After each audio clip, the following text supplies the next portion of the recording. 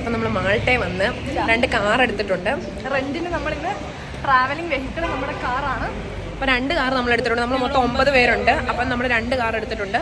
അപ്പോൾ നമ്മളിപ്പം ഓൾറെഡി അതിൻ്റെ കാര്യങ്ങളൊക്കെ കഴിഞ്ഞ് കീ നമ്മുടെ കൈ കിട്ടി. ഇനിയിപ്പോൾ നമ്മൾ ഫുഡും കഴിച്ചു.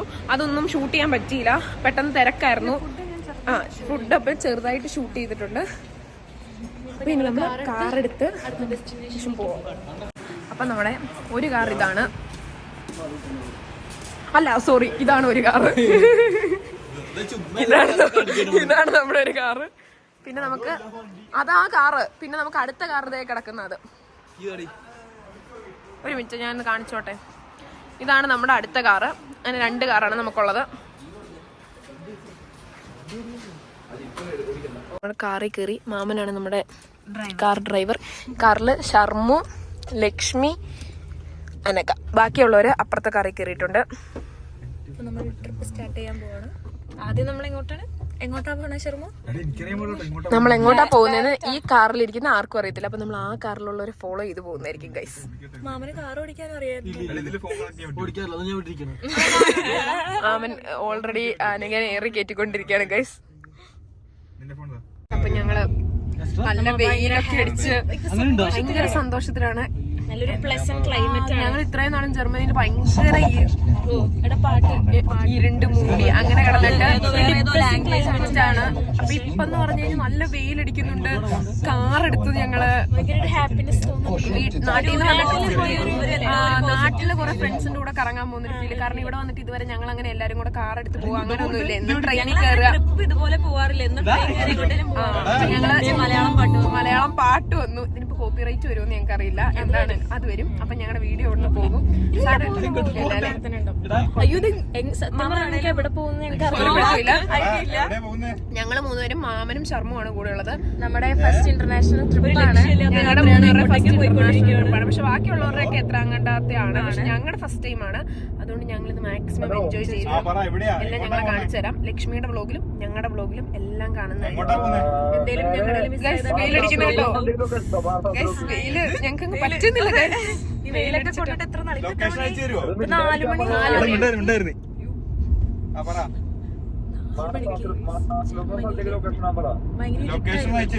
പക്ഷെ ഇവിടെ നല്ല വെളിച്ചുണ്ട്.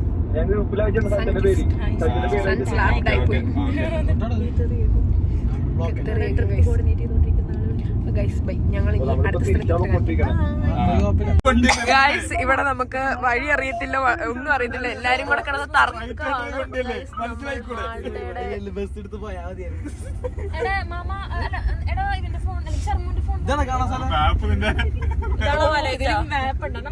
നമ്മളിപ്പോ പോയിക്കൊണ്ടിരിക്കുന്ന വഴിയിലാണ് നമ്മുടെ വിണ്ണൈ താണ്ടി വരെ ഹൊസാന പാട്ട് എടുത്തിരിക്കുന്നത്.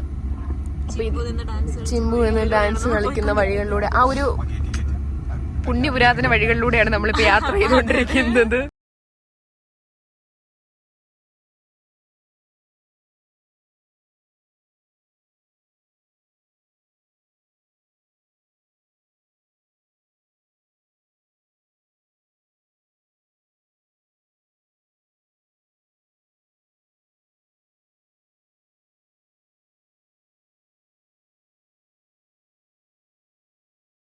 നമ്മള് പാർക്ക് ചെയ്തു, വണ്ടി പാർക്ക് ചെയ്ത് നമ്മളിവിടെ ബീച്ചിലോട്ട് പോകാൻ പോവാണ്. ഞങ്ങൾ ഇത്രയും പേരാണ് ഒരു കാറിനകത്തുണ്ടായിരുന്നത്. ബാക്കി ആൾക്കാർ നമുക്ക് നമ്മുടെ ഡ്രൈവർ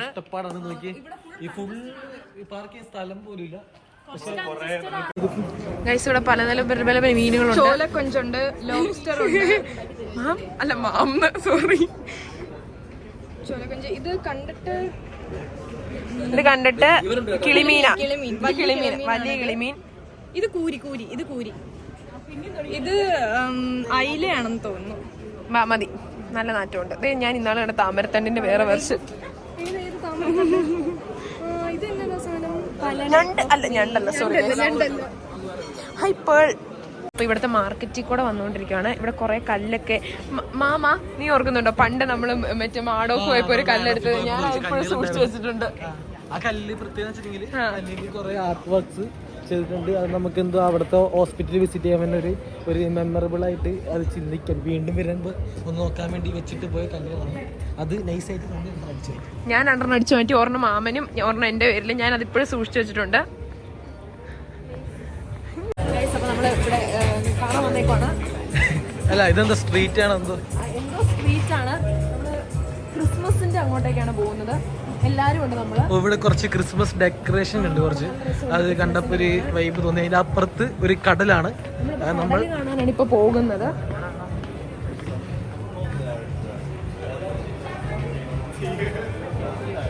ഇവിടെ ഒരു കല്യാണം നടക്കുവാണ് ഗൈസ്.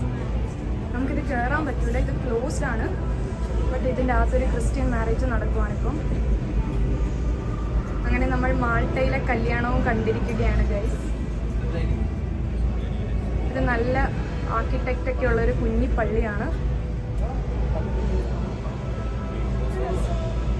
നമ്മളിപ്പോൾ മാൾട്ടയിലുള്ള ഏതൊരു കേവിനകത്തേക്ക് വന്നിരിക്കുകയാണ്. കേവാണോ മ്യൂസിയം ആണെന്ന് തോന്നുന്നു. Museum, Malta's national centre for creativity. അപ്പോൾ മ്യൂസിയം ആകാനാണ് ചാൻസ് ഉള്ളത്. പിന്നെ നമ്മളൊരു സ്ഥലം വിസിറ്റ് ചെയ്യാൻ വരുമ്പോഴത്തേക്കില്ല തീർത്ഥാടനത്തിനൊക്കെ ഈ പള്ളി പോകുമ്പോൾ എല്ലാ പുണ്യാളന്മാരെയും നമ്മൾ മുട്ടുമല്ലോ. അതാണെങ്കിൽ ഒരു സ്ഥലത്ത് വരുമ്പോൾ നമ്മൾ എല്ലായിടവും കയറണമല്ലോ, എവിടെയും വിട്ട് കളയരുത്. അതുപോലെ ഞങ്ങൾ ഇത് കണ്ടപ്പോഴത്തേക്ക് പെട്ടെന്ന് കയറിയെന്നേ ഉള്ളൂ. ഞങ്ങൾ ഈ വഴി കണ്ടിട്ട് കയറിയതാണ്. ഈ വഴി കണ്ടിട്ടാണ് ഞങ്ങൾ കയറിയത്. പക്ഷേ ബാക്കി കാണാനായിട്ടുള്ളൊരു ഇൻട്രസ്റ്റ് ഞങ്ങൾക്ക് വരുന്നില്ല ഗൈസ്.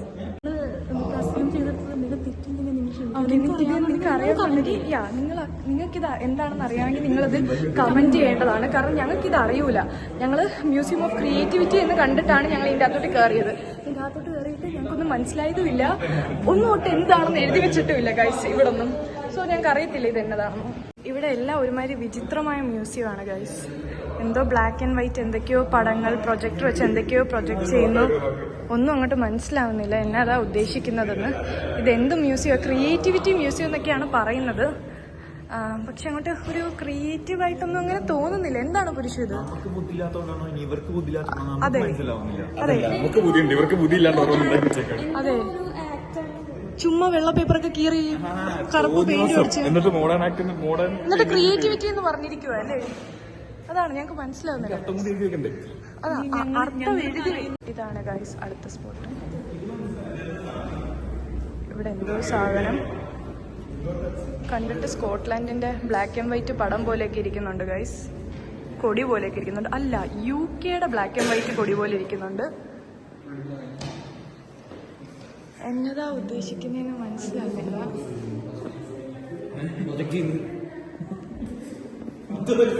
നമ്മൾ ആ മ്യൂസിയത്തിന്റെ അകത്തോടെ നടക്കുകയാണ് ഗൈസ്.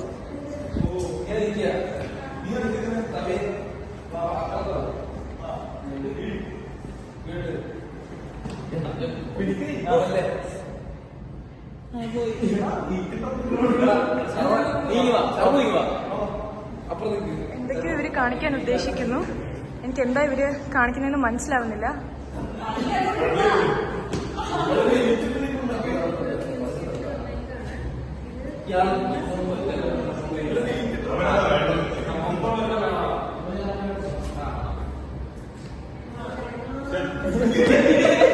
ഇതാണ് ഗൈസ് ഇവര് ചെയ്യാനായിട്ട് ഉദ്ദേശിച്ചത്.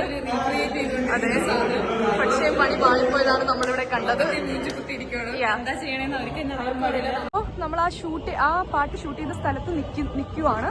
നമുക്ക് വേണ്ടിയിട്ട് ഷൂട്ട് ചെയ്തിരിക്കുന്ന ഓരോ ഇതാണ്.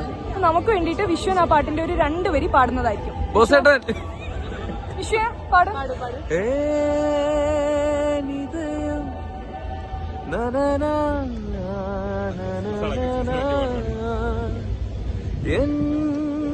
മരുഇദയം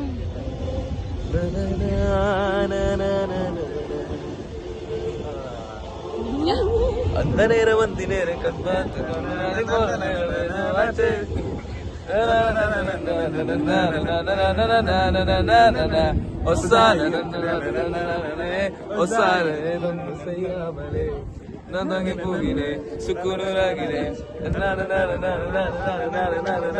ഹലോ തുറന്നു.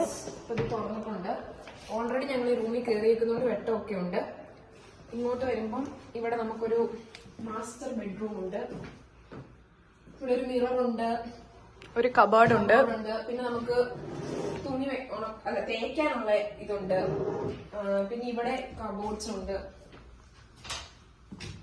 സാധനങ്ങളൊക്കെ വെക്കാൻ. നല്ല അടിപൊളി റൂമാണ്.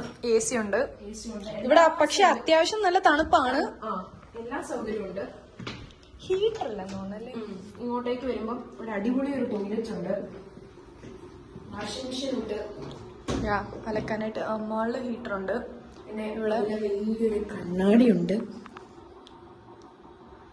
ബാക്കി എല്ലാവരും ലീഡിലേ പോയേക്കാണ്, അതുകൊണ്ടാണ് ഞങ്ങൾ രണ്ടുപേരും കൂടെ തന്നെ വ്ളോഗ് എടുക്കുന്നത്. അവര് സാധനം വാങ്ങാനായിട്ട് പോയേക്കുവാണ്. നമ്മളിന്ന് നൈറ്റ് വീട്ടിലാണ് കുക്കിംഗ് എല്ലാം. സോ നമുക്കിവിടെ കിച്ചണും സൗകര്യങ്ങളും എല്ലാം ഉണ്ട്. അപ്പൊ നമ്മള് വീട്ടിൽ കുക്ക് ചെയ്ത് ഗ്രില്ല് ചെയ്ത് ചിക്കനൊക്കെ ചെയ്യാനായിട്ടുള്ള ഒരു പ്ലാൻ ആണ്. നടക്കുമോ ഇല്ലയോ എന്നൊന്നും അറിയൂല. 9 മണി ആയിട്ടേ ഉള്ളൂ. ഇവിടെ ഒരു ഇതാണ് കിച്ചൺ. ഇതാണ് കിച്ചൺ. ഇവിടെ ഒരു ഫ്രിഡ്ജ് ഉണ്ട്, നല്ല അത്യാവശ്യം വലിയ സാംസങ്ങിന്റെ ഒക്കെ ഫ്രിഡ്ജാണ്. ഫ്രിഡ്ജുണ്ട്, ഒന്നുമില്ല, കാലിയാണ് ഫ്രിഡ്ജ്. മൈക്രോവേവ് ഉണ്ട്, മൈക്രോവേവും ഉണ്ട്, അല്ലാത്ത ഓവനും ഉണ്ട്. നമുക്ക് അത്യാവശ്യം കെറ്റിലുണ്ട്, ബ്രെഡ് ടോസ്റ്റർ ഉണ്ട്, കപ്പ് ഗ്ലാസ് എല്ലാം ഉണ്ട്, പ്ലേറ്റ് എല്ലാം ഉണ്ട്. പിന്നെ നമുക്ക് പാത്രം കഴുകുന്ന സാധനം എല്ലാം ഉണ്ട്. പിന്നെ അതാ ബെസ്റ്റ് എല്ലാം ഉണ്ട്. നമുക്ക് ബിയർ കുടിക്കണമെങ്കിൽ അതുണ്ട്. എല്ലാ സാധനങ്ങളും ഉണ്ട്. ഇവിടെ ഒരു കിച്ചണിലോട്ട് വേണ്ട എല്ലാം ഉണ്ട്. നൈഫ് ഉണ്ട്, ഫയർ എക്സ്റ്റിംഗ്വിഷർ ഉണ്ട്, സ്റ്റവ് ഉണ്ട്, പിന്നെ നമ്മുടെ ഗ്രില്ലടിക്കുന്ന ഓവൻ ഉണ്ട്. ഇതാണ് നമ്മുടെ ലീവിംഗ് ഏരിയ. ഹോൾ ഇതാണ്.